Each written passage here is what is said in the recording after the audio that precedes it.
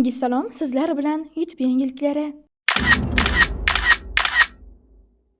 YouTube'da ko'plab mojarolar bo'lib o'tmoqda. Hozirda YouTuber Prostacho'xa va Luciferning fandomlari janjal qilishyapti. YouTuber Stalker Prostacho'xani haqorat qilib, undan Instagramdan Stalkerga bog'lanishini va ular bu ishni sudga oshirish haqida tahdid qilishni davom etmoqda. YouTuber Teishimitsu Siona, Stalker va Naomi o'rtasida o'zaro kelishmovchiliklar bo'lib o'tyapti. Stalker har doimgidek ishni sudga olib chiqishini da'vo qilyapti. Teishimitsu esa o'z postida Sionaning shaxsiy ma'lumotlarini ochiqlab, post qoldirdi. Whistleblowers kanal tomonidan ochiqlangan ma'lumotlarga qaraganda, Teishimitsuning armijonkalar bilan guruh ochganligi va bu guruhda har hafta bitta YouTuberga boykot e'lon qilinishi hamda bu guruh haqida hech kimga aytmasligi uchun Teishimitsu armijonkalar qo'llaridan qon chiqarib qasamyod qilishlari kerakligini aytgan.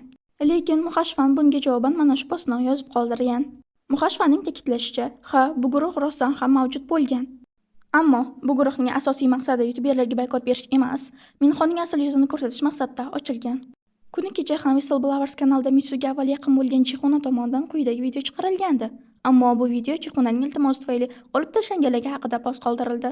Ko'plab YouTuberlarning fake ekanligi hali hanuz muhokamalarga sabab bo'lmoqda. Xususan YouTuber Disokining fake ekanligini aksariyat YouTuberlar tanqid ostiga olgan. YouTuber Teishimitsu onli qizlar kanalida qizlar bilan 3 kunlik suhbat olib bormoqda. Suhbatning asosiy maqsadi esa qizlarning ijtimoiy muammolarini hal qilish bo'yicha. Oldi YouTuberlardan biri Kamilla YouTube'ga comeback e'lon qildi va hozir mana shu akkauntda o'z faoliyatini olib bormoqda. Hammaga rahmat. Bugungi yangiliklar shulardan iborat edi.